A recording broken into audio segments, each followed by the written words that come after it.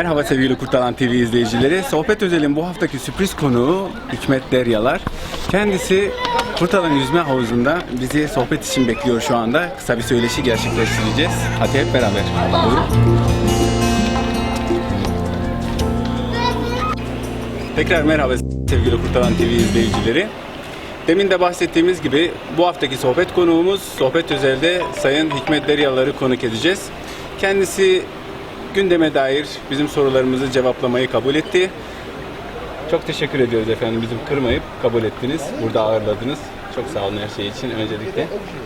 Öncelikle Kurtalan TV açtığımızdan dolayı emeği geçen herkese teşekkür ediyoruz. Hayırlı uğurlu olsun. Gerek ilçemize, gerek ilimize, gerek bölgemize, gerek ülkemize hayırlı uğurlu olsun. Biz çok mutlu olduk. Çok sağ olun.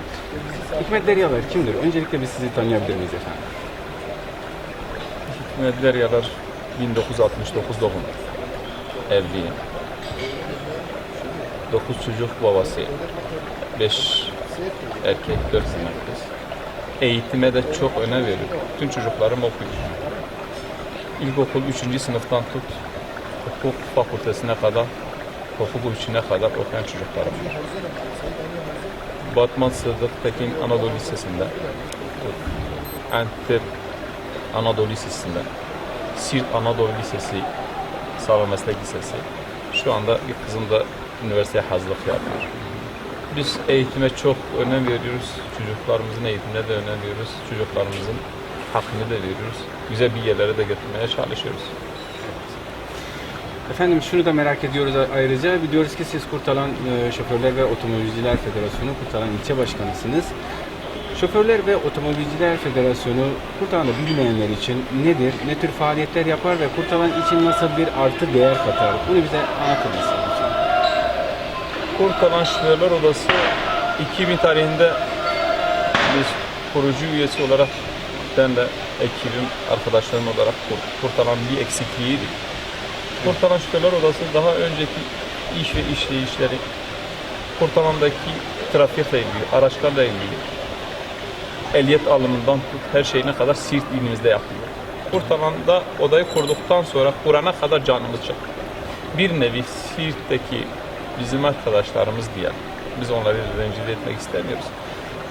Pastamız bölüşecek diye bizi bayağı bir sıkıntılar yaşadık. Biz odamızı kurana kadar çok sıkıntılar çektik.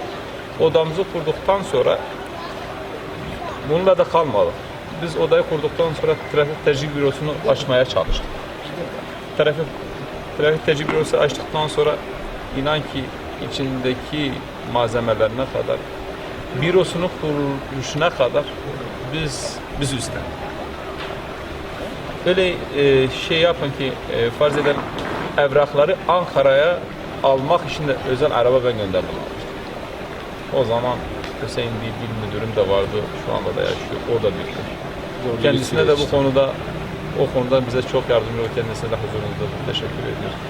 Biz odayı kurduktan sonra, trafik tercih bürosu kurulduktan sonra binlerce Kurtalan'da plaka geldi. Daha önce temiz kağıdı Siirt'e alınıyor, araç temiz kağıdı var, Siirt'e alınıyordu. Biz şu anda Kurtalan maliyesinde ehliyet Siirt'e alınıyordu, şu anda Kurtalan trafik tercih bürosunda alınıyor. Hesapladığımız zaman bu 13 yıl içerisinde biz makineyi vurduğumuz zaman nerede baksan git gel 30.000 gidiş geliş olacak araçla birlikte. Bunu bir hesaplayın. Bir maddi külfet biz Kurtalan'a kazandırmış olduk. Ha, bunun yanında kalmadı. Biz bunun yanında hemen arkasında Kızılay, Ekrem Karataş Başkanı ve Sınav Odası Başkanı birlikte Kızılay'ı kurduk. Bunun yanında kaç tane taşıyla kooperatifini beraber kurduk. Bunun yanında minibüsçüler kaç tane kooperatif kurdu. Bunun yanında olarak kalmadık. Biz her türlü nakliyecilerimizin işine koştuk, kazalarına koştuk. Biz her türlü trafik tercihiyle ilgili biz hepsini yaptık. İlçe trafik komisyonlarıyla ilgili yine çalışmalar oldu. İlçemizde düzenlemeler yaptık. Şu anda da girişimde yine de her Kurtalan eksikleri trafikle ilgili biz gündeme getiriyoruz. Kurtalan sorunları getiriyoruz. Bizim işimizle ilgili değil. Gerek de önceki basın açıklamalarımıza da bunu dile getirdik. Bildiğiniz gibi birçok yıl önce yine bir demecim olmuştu. AK Parti'nin düble yol çalışması temeli Sirt'e atıldı. Hala da bitmiş değil Sirt'te. son Siirt Binlerce kilometre düble yollar yapıldı. Hala da bizim yolumuz yapılmadı. Gerçi Başbakanımız o konuda geçen Başbakan bir akşam yemeğinde dile getirildi. Bayağı da bu konu üzerinde dedi duracağım. Hemen el dağıttı. Kendisine de huzurunuzda teşekkür ediyoruz. Bizim sivil toplum örgütlerinde bizim görevlerimiz var. Biz burada da çalışmalarımız var. Biz devam ediyoruz. Biz ille bir makama geldik diye biz o makam benim olsun diye biz size bakmıyoruz. Biz onunla da kalmıyoruz. Her ilçemizin sorunlarını dile getiriyoruz. Çok kişi halkımız da bunu biliyor. Gerek eğitimle ilgili, gerek öğretmen eviyle ilgili. Gerek biz bununla da ilgili kalmıyoruz. Biz eğitime de çok destek veriyoruz. Bir üniversitemiz açıldı. Üniversiteyle ilgili biz gittik, hoş geldin, bilgisayar hibe ettik. Ben ayrıca eğitime yapmış olduğunuz yatırımlar başlığını ayırdım zaten. Evet, tamam, Çünkü tamam. o kısmetse o kısma da geleceğiz. Tamam. Biz aslında Hikmet Deryaları bir şoförler ve otomobilciler federasyonu kurtalan başkanı olarak bilirdik. Bir de iş adamı kimliğiniz var. Ayrıca şimdi, biz onu bir şoförler ve otomobilciler odası olarak geçiyor. Federasyon Ankara'da federasyon. Biz onun parantez içinde yapalım. İş adamı olarak ben Kurtalan'da biz daha önce biz köyde kaldık. Köy dönemimizde çiftçilikle uğraşıyorduk. Sene 90'da Kurtalan'a geldikten sonra ben naklicecilik başladım. Naklicicilikten sonra 2 yıl çalıştıktan sonra ben müteahhitliğe başladım. Bu müteahhitlik döneminde 1994'ten beri bu hizmet sektöründe müteahhitlik işleri yaptık. Gerek inşaat, gerek hizmet sektöründe biz sürekli çalışan elemansa istihdam sayısı olarak 20 ile 100 arası gidip gelmiştir şu anda. Şu anda da yine 48 tane benim şu anda sigorta yaptığım elemanlarım vardı. Bunu günlük işlerinde çalıştığım elemanlar çalışır. Biz burada bir yatırımcıyız. Biz burada bir sosyal etkinlikler yapıyoruz. Benim daha önceki inşaat dönemlerinde olsun, ben burada Pervari'de de çalıştım. Ben her yerde de çalışmışım. Ben yatırımlarımı Kurtalan'ın dışına hiçbir yere bir çivi bile çakmamışım. Kurtalan'ın sevdalısıyım, Kurtalan'ı seviyorum. Yarın da buradayım, öbür günde olsa buradayım. Yaptığım kazançları Kurtalan'a tekrar aynı olduğu gibi yapacağım. Örneği de böyledir. aslında Gözüktüğü gibidir. ben sorularımı hazırlarken sorularından biri de buydu. Evet. Yani Hikmet Deryalar yatırımlarını Kurtalan dışında da yapar mı yoksa genelde Kurtalan'ı mı tercih eder diye, ama siz fırsat vermediniz Biz bana. Sağ olun. Kurtalan bana bu fırsatı veriyor. Kurtalan bana bu parayı kazandırıyor. Ben Kurtalan'a yatıracağım. Örneğin Kurtalan yaptı. 2010 yılında ilimizde olmayan bir tesis açtım ben. Tavsiye ederim. İlde de inşallah olur. Bir gün Beyaz Saray konferans aldım. 8.000 metrekare üzerinde kurulmuş bir tesistir. 1800 metrekare kapalı alan. 3000 metrekare şu anda inşaatta kır düğün salonu yapıyoruz. Düşünebiliyor musun? Evet. Kır düğün salonu açık alanı ile birlikte içinde bir süs havuzu yapmışız. Havuzun içinde ada yapmışız. Bu nedir? Kurtalanımızın güzelliğidir. Kurtalanımız için yapıyoruz. Gençlerimiz için yapıyoruz. Bu yetmiyor diye biz hemen deniz havuzun yan tarafında Dilan Düğün Salonu işletiyoruz. Hemen gördüğünüz gibi bu havuzu el aldık. Havuzu kaba inşaat hariç %100 bunu değiştirdik. Nedir? Daha önce hiç görmediğimiz kişiler bugün yüzmeye geliyor. Yüzlerce insan. Günlük yüzlerce insan, belki gündüz gözüyle geldiniz baktınız. Yüzlerce insan burada yüzmeye geldi. Daha önce bu suyu kimse görmedi ki burada. Berraklığı görmedi ki. Suyun dibini bile kimse görmedi. Biz her şeye el aldık. Duşluğundan tut, kaba hariç her şeye %100 değiştirdik. Çevre düzenlemesinden tut, her şeyine kadar. Biz yapıyoruz. Çalıştığımız müddetçe para kazandığımızda yarın da ertesi günde biz Kurtalan'a yatırımımızı yapacağız. Biz hedefimiz daha güzel işleri yapmak, daha güzel istihdam yaratmak, kişiyi sayımızı yükseltmek. Yaptığımız her sayıyı arttırdığımız için biz gururla, biz öve de anlatıyoruz. Herkese de tavsiye ediyoruz. Evet, Beyaz Saray Düğün Salonu'ndan bahsettiniz. Sorularımdan biri de buydu. Bu fikir nereden geldi, nasıl oluştu? Bundan da bahseder misiniz? Biz hep eksikleri arayan bir insan. Olmayan şeyi yaparız. Birilerine de rakip olacak diye bir şeyim yok. Efendim şu işi yapacağım, birilerinin ekmeğini keseceğim. Asla benim düşüncemde yok. Beyaz Saray düğün salonu yaptıktan sonra bizim sosyal etkinlikleri de yaptık. Örneğin konserler verildi. Dini kutlamalar oldu. Kesinlikle ben Kurtalan'ın TV'nin üzerinde daha önce de basın açıklamaları, Kurtalan'da olan bütün sosyal etkinlikler, dini ve sosyal etkinliklere demişim salonun Beyaz Saray Kurtalanlarındır, Kurtalan'ın hizmetinde olacaktır ve ücret alınmayacaktır. Evet. Ben bunu taahhüt ediyorum. Ben yaşadığım müddetçe bu devam edecek. Kutlu Doğum haftaları daha önce bir camide ve tenha bir köşede yapılırken bugün bir Kutlu Doğum haftasına 1500-2000 kişi katılım oluyor. Bu da bir sosyal güzelliktir bence. Toplumsal fayda güden bütün etkinliklerde ücretsiz olarak Evet. sunduğunuzu söylediniz. Evet, Bir de yapıyorum da. konferans. Bir gün yapacağız. Şu anda da yapıyoruz. Şu anda 2 yıl, 3 yıl içerisinde biz bunları yapıyoruz. Çok güzel. Konserler verildi, Kutlu Doğum haftaları yapıldı. Mesela geçen gün Eğitim Sen'in programı vardı. Yine Evet. aynı katkıyı sundum onlara. Bizim yanında ideoloji yok. Düşüncesi, ırkı, cinsi ne olursa olsun biz herkese açık mesafedeyiz. Bu düşünce de bu düşünce diye bizde yok. Biz herkese de açıkız, herkesi de kucaklıyoruz. Kurtalan Beyaz Saray kurtalanlarındır. Yani tesislerin kurtalanlarındır. Kurtalan hizmetinde de devam edecek.